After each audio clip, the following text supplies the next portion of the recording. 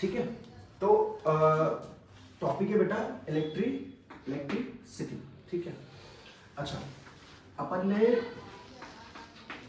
Starting में जब अपन ने स्टार्ट किया था चैप्टर, तो उसमें मैंने एक सवाल पूछा आपसे कि बेटा करंट क्या होता है।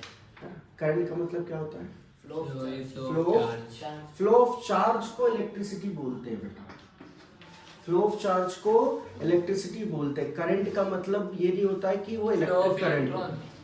Flow of anything is current बेटा। फ्लो ऑफ एयर भी करंट है, ठीक है, current of air. Flow of water भी क्या है? Current of water. और फ्लो ऑफ चार्जेस को बोला जाता है इलेक्ट्रिसिटी, या फिर कॉमन लैंग्वेज में अपन बोलते हैं इलेक्ट्रिक करंट लग गया। ठीक है। सो याद रखना बेटा, फ्लो ऑफ चार्ज को अपन कहते हैं इलेक्ट्रिक करंट या इलेक्ट्रिसिटी, जहां पे चार्ज का फ्लो हो रहा है। अगर प्रॉपर डेफिनेशन देखी जाए तो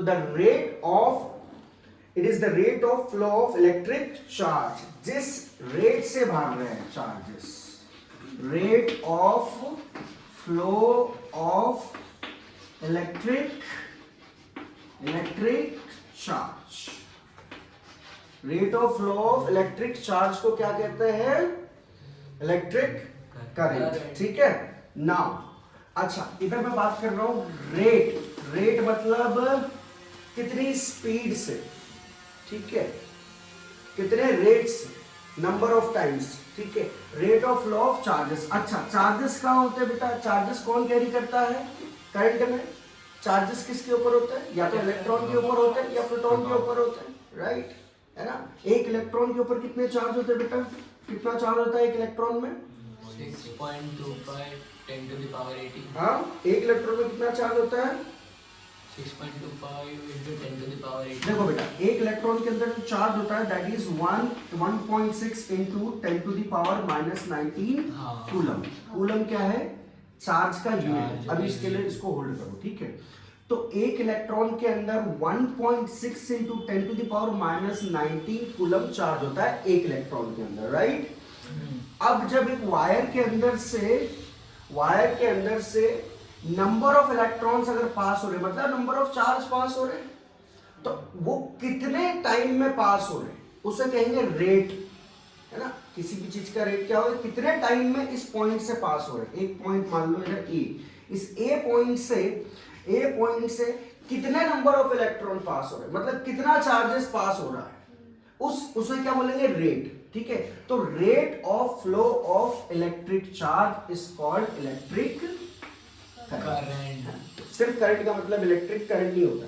करंट फ्लो ऑफ वाटर भी हो सकता है, उसको भी करंट बोलेंगे, है ना। फ्लो ऑफ एयर भी हो सकता है, उसको भी करंट बोलेंगे। समझ में? अच्छा, इसको मैं डीप में जाऊं उससे पहले अपन ये थोड़ी सी टर्मिनोलॉजी पढ़ लेते हैं, ठीक है। इसको अपन क्या कहते हैं, ठीक है। चलो अब बात करते हैं बेटा ये कुछ सिंबल्स की, जो कि सर्किट डायग्राम में जनरली यूज किया जाता है। पहला सिंबल है बेटा सेल का, ठीक है। सेल को ऐसे रिप्रेजेंट करते हैं, बड़े वाले को पॉजिटिव, छोटे वाले को नेगेटिव, ठीक है। इसको सेल क्या आता है। और कॉम्बिनेशन ऑफ सेल को बोलते हैं बैटरी, मतलब छोटे छोटे सेल कंबाइन हो जाए एक साथ तो उसे क्या कहेंगे? बैटरी। हमेशा ध्यान रखना बेटा, पॉजिटिव के साथ नेगेटिव, फिर उसके बाद पॉजिटिव के बाद नेगेटिव, ठीक है, ऐसे कंबाइन होता है, ठीक है, ठीक है। तो ये होता है battery. Combination of cell is called battery, ठीक है। आगे इसमें बहुत सारे छोटे छोटे सेल, समझ में?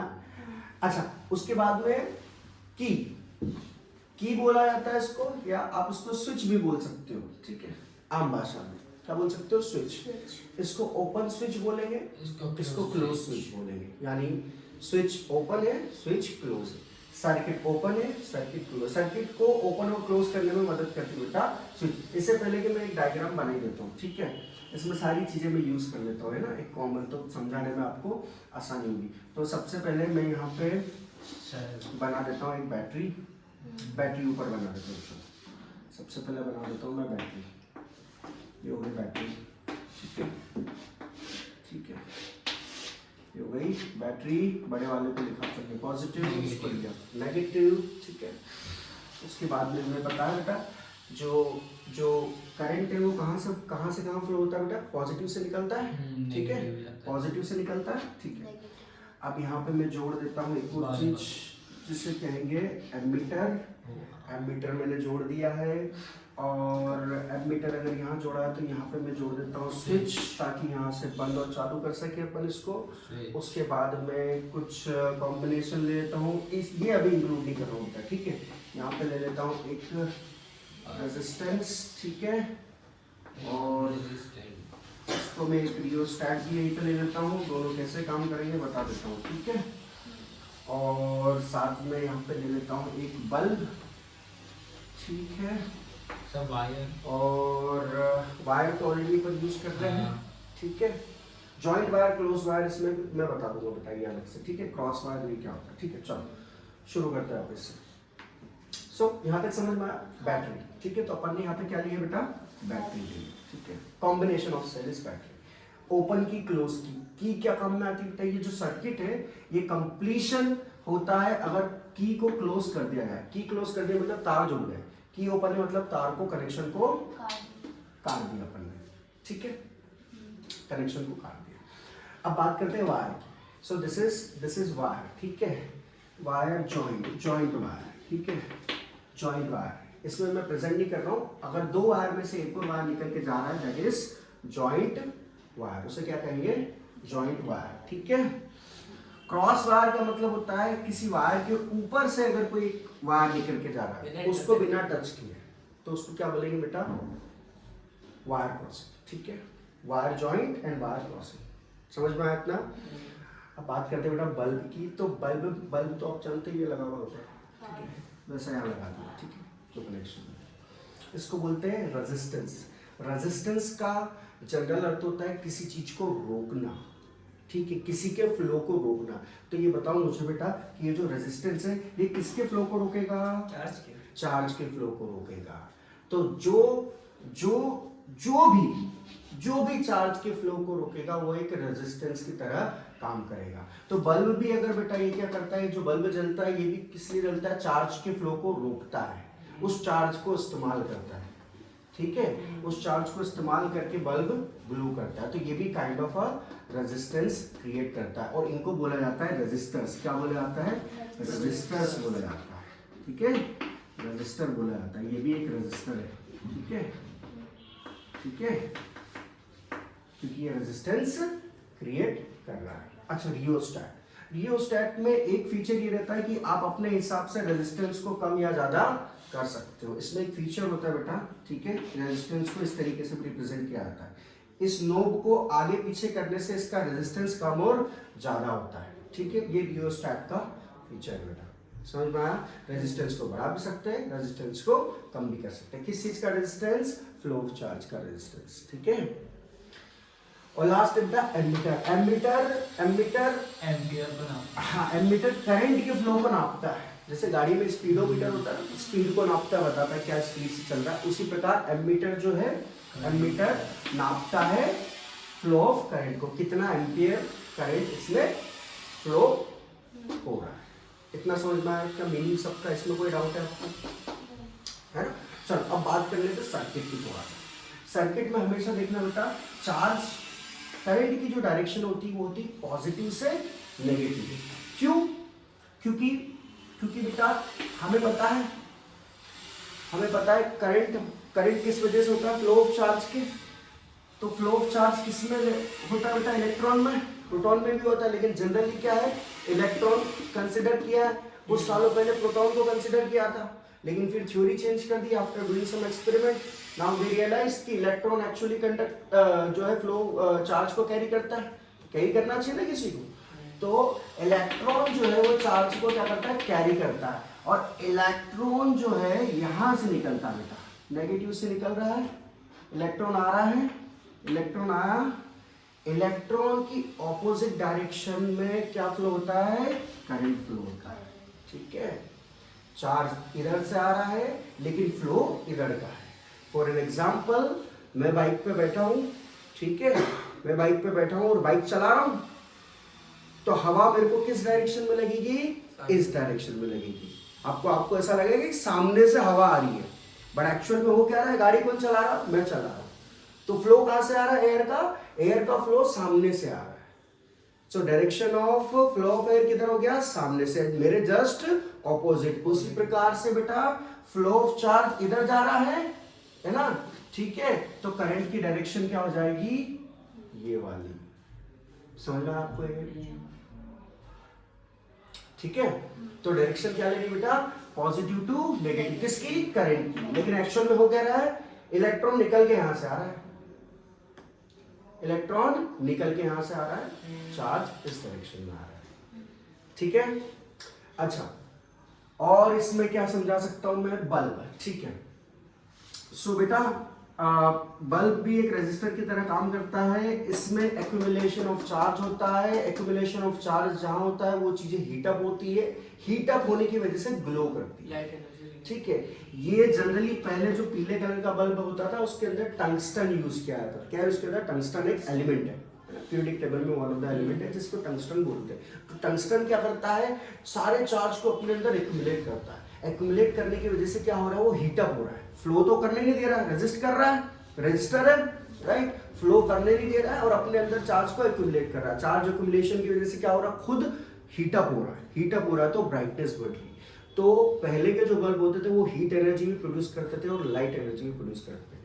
अभी जो ये जो बल्ब लगा हुआ है बेटा, इसको बोला जाता है एलईडी बल्ब, ठीक है। इसके थोड़े से अलग फीचर्स हैं। इन बल्ब में क्या होता है बेटा, ये बल्ब जो होते हैं, एलईडी बल्ब जो होते हैं, ये डेफिनेटली चार्ज का यूज करते हैं, लेकिन ये लोग क्या कर, इसमें क्या होता है, इसके अंदर गैस भरी रहती है, ठीक है।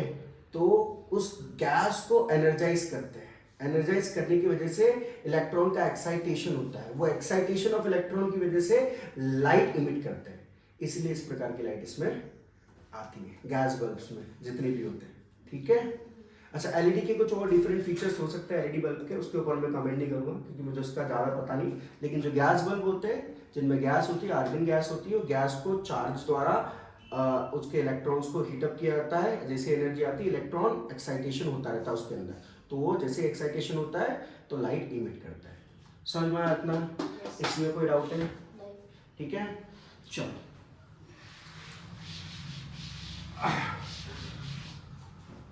अब बात कर लेते बेटा कुछ टर्मिनोलॉजी की। इसमें मैंने आपको पढ़ा दिया है। अच्छा, मेजर्ड बाय एमीटर, एमीटर द्वारा जो है मेजर किया जाता है कि कितना करंट है, ठीक है। अच्छा, इसमें एक और चीज है वोल्ट मीटर, ठीक है। वोल्ट मीटर यूज होता है वोल्टेज के लिए, वो बताऊंगा कहां पे लगता है, ठीक है। ऑलवेज इन सीरीज, हाँ एक चीज, एमीटर जो होता है हमेशा सीरीज में ज्वाइन होता है, ठीक है, पैरेलल ज्वाइन नहीं होता। एमीटर हमेशा सीरीज में ज्वाइन होगा, यानी कहीं से, यानी वो मान के चलो यहाँ पे रजिस्टर लगा हुआ है या फिर बल्ब लगा हुआ है ना, तो ऐसा नहीं होगा कि एमीटर को अपन ने यहाँ पे ज्वाइन कर दिया। This is not series, this is parallel to, this is बेटा parallel to resistance, this is parallel to bulb. Series का मतलब क्या होगा कि यहाँ बल्ब लगा हुआ है तो ये इसी के सीरीज में, तो यहाँ नहीं लगेगा, यहाँ लगेगा, यहाँ जो लगता है वो लगता है वॉट मीटर। समझ में आ गया, पैरेलल पैरेलल पैरेलल सीरीज, समझ में आ गया बेटा। चलो और बात कर लेते हैं। अच्छा, सर्किट क्या होता है, डेफिनेशन बेटा, electric circuit is a continuous enclosed path of a electric current. अच्छा, Q is the net charge that flows across the cross section of a conductor in a time and direction of flow of current positive terminal of the cell to negative terminal of the cell, positive से लेके negative में जाता है flow of current, ठीक है। अब बात कर लेते हैं बेटा चार्ज की, ठीक है। Q क्या होता है, ठीक है। सर्किट की डेफिनेशन क्या है? सर्किट की डेफिनेशन है बेटा, electric circuit is a continuous and closed path of electric current. Closed path, open path नहीं, क्लोज्ड पाथ की उसका क्लोज है, ठीक है, ठीक है। नोट्स में है बेटा, ये सारे नोट्स जो मैंने आपको दिए ना, वो नोट्स में से आप रेफर कर लेना, सारी डेफिनेशन है, ठीक है। बस समझ लो इधर जो मैंने नोट्स प्रोवाइड किए उसमें एक एक चीज की डेफिनेशन दी हुई है ना, कोई दिक्कत नहीं, ठीक है। इतना समझ में आया। अब बात कर लेते हैं बेटा चार्जेस की, ठीक है। चार्ज को रिप्रेजेंट किया जाता है Q। और टोटल चार्ज को रिप्रेजेंट करते बेटा Ne। अच्छा, इलेक्ट्रॉन में कुछ चार्ज है, ठीक है, एक इलेक्ट्रॉन में चार्ज है बेटा, कितना बताया मैंने, 1.6 × 10⁻⁹ कूलम।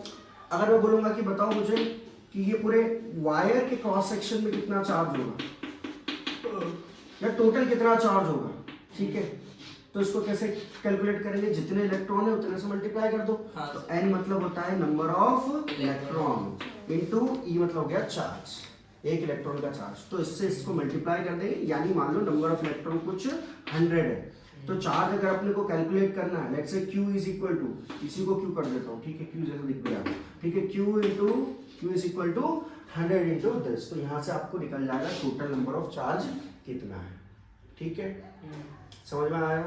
ये फॉर्मूला बेटा लिख लेना, अगर कोई बोले कि टोटल चार्ज कैलकुलेट करना है तो आपको ये वैल्यू खुद से याद रहनी चाहिए, वहाँ एग्जाम में आपको देंगे, इसको नोट कर लेना। सर अगर इलेक्ट्रॉन कैलकुलेट करना हो तो, हाँ, नंबर ऑफ इलेक्ट्रॉन कैलकुलेट करना हो तो आपको टोटल चार्ज दे देंगे। सपोज अगर आपको टोटल चार्ज दे दिया कुछ 3 कूलम, कितना दे दिया, 3 कूलम, इसका ऐसा यूनिट होता है बेटा कूलम, क्या होता है सर 3/1.6 ×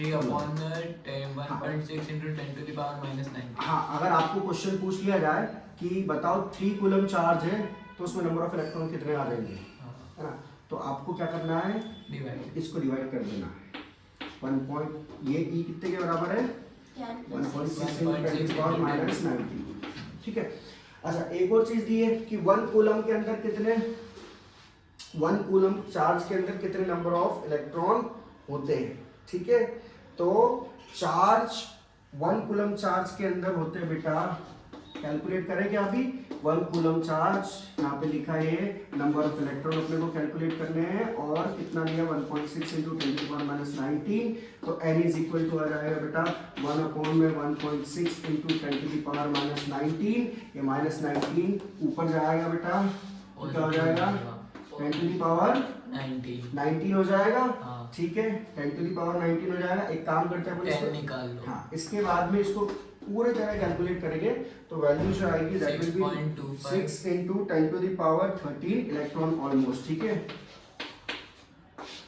ये हो गया number of electrons. Sir point में आंसर आएगा, सॉल्व कर दीजिए, नीचे पॉइंट है बेटा इसमें ऑलमोस्ट दिया हुआ है, ठीक है, अगर आप कैलकुलेट करोगे, सॉरी 80, ठीक है, ऑफ कोर्स पॉइंट में आंसर आएगा 6.1 इंटू समथिंग है, इसमें रफली दिया हुआ है बट 6 पॉइंट समथिंग आएगा, ठीक है, लास्ट टाइम बताया था मैंने शायद 6.1 कुछ दिया था, ठीक है, इसको कैलकुलेट कर लेना बेटा, आंसर ये आएगा, ठीक है, 1/6 कर दो, 1.6 करोगे तो कुछ पॉइंट में आएगा, देखो चलो इसको कैलकुलेट करते हैं एग्जैक्टली इसके लगभग कितना आएगा, ठीक है, 1 सेकंड रुको बेटा, अभी कैलकुलेट कर लेते हैं, ठीक है,